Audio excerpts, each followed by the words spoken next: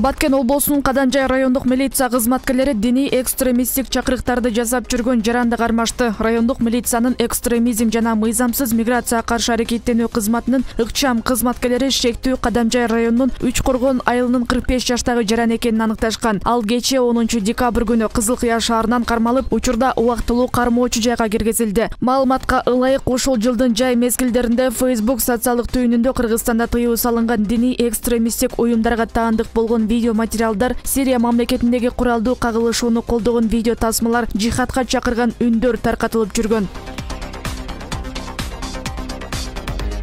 Чүй облусуна караштуу Байтек айылында 23 окуучу ууланган мектеп-интернаттын жетекчилиги менен кызматкерлери айыпка жыгылды. Бул тууралуу Саламаттык сактоо министрлигинин маалымат кызматы кабарлады. Эске салсак, 8 декабрь күнү болжол менен саат 23:00 Кот Билим мектеп-интернатынан 20дан ашык бала тамакка ууланып, баары шаардык балдар клиникалык ооруканасына жеткирилген. Жабыркагандар 8 жаштан 20 жашка чейинкилер экени айтылган. Маалым болгондой, бейтаптарга медициналык жардам көрсөтүлгөндөн кийин амбулатордук дарыланууга чыгарылган. Учурда бардын абалы канааттандырылык деп бааланды.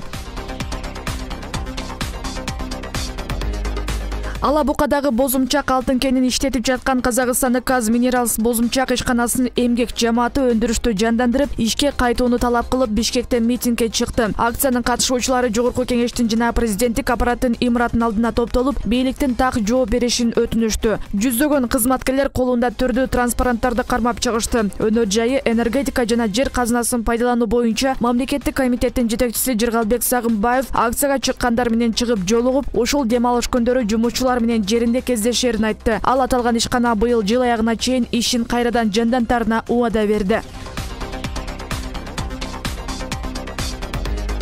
Борбор калаада ушул жылдын 11 айынын ичинде 1956 жол кырсыгы катталган. Бул 2019 жылга салыштырмалуу 393кө аз экенин шаардын Кайгыл милиция башкармалынын маалымат кызматы билдирди. Ага ылайык жол кырсыктардын айынан 2588 адам ар кандай жаракаттарды алышкан. Бул сан былтыркы жыл менен салыштырганда 361 адамга аз. Ошондой эле быйыл кырсыктан 66 киши каза болгон. Бул сан 2019 жылга караганда 9га аз. Жыйынтыгында быйыл жол кырсыктары 20% кыскарганы белгилүү болду. Кайгыл милициясы муну айдоочуларга жүргүзүлгөн түшүндүрүү иштеринин жыйынтыгы деп түшүндүргөн. 23 марттан 11 майга чейин жазгы карантин учурунда 119 жол кырсыгы катталганы кошумчаланды.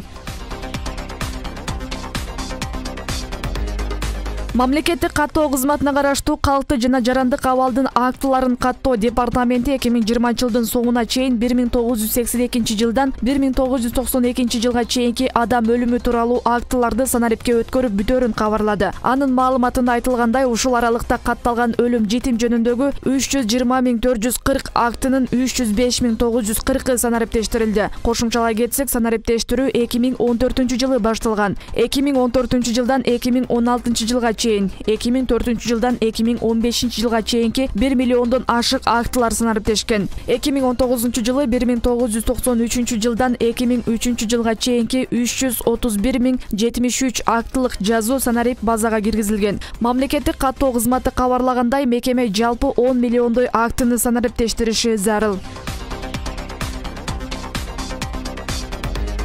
Вице-премьер Максат Мамытканов Баткен облусуна барып, өзгөчө макамы бар чек ара аймактарындагы иштер менен таанышты. Тактап айтканда, вице-премьер Лейлек жана Баткен райондорундагы чек ара заставаларында, чек ара жана ички коопсуздук объектилеринде болду. Ал жактагы жашоо турмушту социалдык экономикалык жактан өнүктүрүү боюнча мамлекеттик программанын алкагында салынып жаткан объектилерди кыдырып, Кулунду айылындагы бала бакчанын курулушу менен таанышты. Ошондой эле саламаттык сактоо мекемелеринде, энергетика жана суу чарба объектилеринде да болду. Калкты өзгөчө башка өлкө менен чектеш аймактарда жашаган жарандарды электр энергиясы менен үзгүлтүксүз камсыздоо өтө маанилүү. Алдыда бир нече айга созулган жылытуу мезгили турат. Авариялык абал жаралбашы үчүн бардык аракеттерди көрүү керек, деди Мамытканов.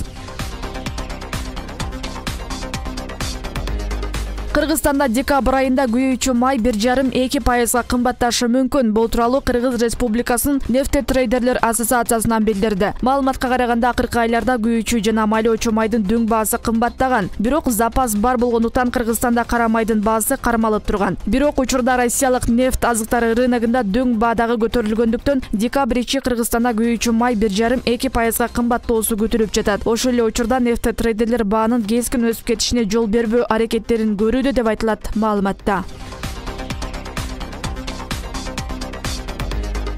Бишкек мэриясы мамлекеттик менчик өнөктөштүк борбору менен биргеликте жаңы ипподром куруу долбоорун ишке ашырууга ниеттенип жатат. Бул тууралуу экономика министрлиги билдирди. Маалыматка караганда сөз Термичиков көчөсүндө жайгашкан Аккула ипподрому тууралуу болуп жатат. Анын аянты 57,4 гектарга жетет. Жаңы ипподромдо орундуктар көбөйтүлөт. Улуттук оюндарды өткөрүү үчүн жолдору, байланыш инфраструктурасы жана архитектуралык көрүнүшү жакшыртылат деп айтылат маалыматта. Мамлекеттик бюджетте каражат тартыш болгонуна байланыштуу долбоорду мамлекеттик менчик өнөктөштүк жолу менен ишке ашыруу пландалууда.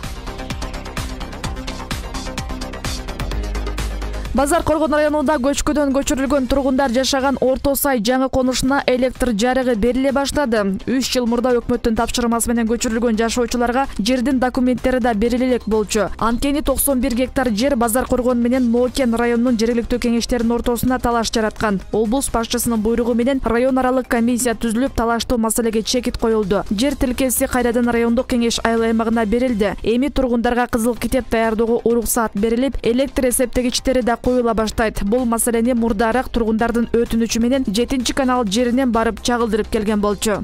Кооптуу жайдан көчүрүлгөн Орто Сай участогунда жашап аткан 279 үй бүлөнүн мындан аркы үйлөрүнүн документтерин, светин, пенсия пособияларын, бардык ушул иш кагаздарын чечүүгө мындан ары жол ачылды десек болот. Светтер жок эле, ушу светтерди койдуруп берип атат. Ушу Нургазыга рахмат. Биз өтө терең немени билдиребиз. Ыраазычылык. Эми Кудай буйруп насип кылса, мына этек жакты ham чечип беребиз деп сөз берип атат. Бишкек мэриясы шаардыктарды жаңы жылдык жарманкеге чакырууда. Мэриянын маалымат кызматы билдиргендей, жарманке 11 декабрдан 29 декабрга чейин Курманжан Датканын эстелигинин алдында Ала Тоо кинотеатрынын жанында өтөт. Иш-чаранын салтанаттуу ачылышы 13 декабрда 14:00 болур айтылды. Жаңы жылдык белек катары чоңдор жана балдар үчүн маданий көңүл ачуучу программа даярдадык. Концерттик программа 12, 13, 16, 23 жана 29 декабрда саат 14:00 17:00 чейин бардык санитардык эрежелерди сактоо менен уюштурулат деп айтылат билдирүүдө. Жалпы суммасы 5,492,000 сомдук медициналык жабдууларды дезинфекциялоочу жана коргоочу каражаттарды жаза аткаруу боюнча мамлекеттик кызматына Сорос Кыргызстан фонду берди. Октябрь айында кыйноону алдын алуу боюнча улуттук борбор, Акыйкатчы институту жана Бир дүйнө Кыргызстан уюму чогуу жүргүзгөн иликтөө Кыргызстандагы жабык жайларда пневмониянын симптомдору 1000ден ашык адамдан байкалганын маалымдашкан. Алар жүргүзгөн иликтөөдө 47 колонияда 1000ге жакын адам пневмония менен кайрылганы жана 6 адам каза болгону жазылган. 22 адам ПЧР тестин тапшырган. Дүйнөдө коронавирус жуктуруп алгандардын саны 70,672,882 адамды түздү. Маалыматка ылайык илдеттен 1,587,352 киши каза болуп, 49 миллион адам айыкты. Порталдын маалыматы боюнча АКШ оорugandардын жана каза болгондордун саны боюнча биринчи орунда турат. Анда жалпы 16,17,418 адам ооруса, 299,511 каза тапкан. Ал эми Джон Хопкинс университети билдиргендей, дүйнөдө 69,483,855 адам илдетке кабылган. Ал эми 1,580,006 жаран көз жумган. Чыңгыз Айтматовдун чыгармалар жыйнагы Пакистандын расмий тили болуп эсептелген урду тилине которулду. Агалай Кыргызстандын Пакистандагы элчиси Эрик Бейшембиев Бишкекке болгон расмий иш сапарынын алкагында Чыңгыз Айтматов атындагы эл аралык фонддун президенти, белгилүү жазуучунун үй музейинин жетекчиси Элдар Айтматов менен жолуккан. Элчи Чыңгыз Айтматовдун чыгармалар жыйнагы көп жылдан бери сүйлөшүүлөрдүн жыйынтыгында урду тилине которулганын айтып, жакын арада жыйнак басылып чыга турганын белгилеген. Бейшембиев Элдар Айтматовду кийинки жылы Пакистанга китептин расмий бет ачар аземине катышууга чакырды. Айтматов элчиликке жасаган иши үчүн ыраазычылык билдирип, чакырууну кабыл алган. Урду Пакистанда англис тили менен катар расмий тил болуп эсептелет. Ачык маалыматтарга караганда бул тилде 100 миллионго чукул адам сүйлөйт.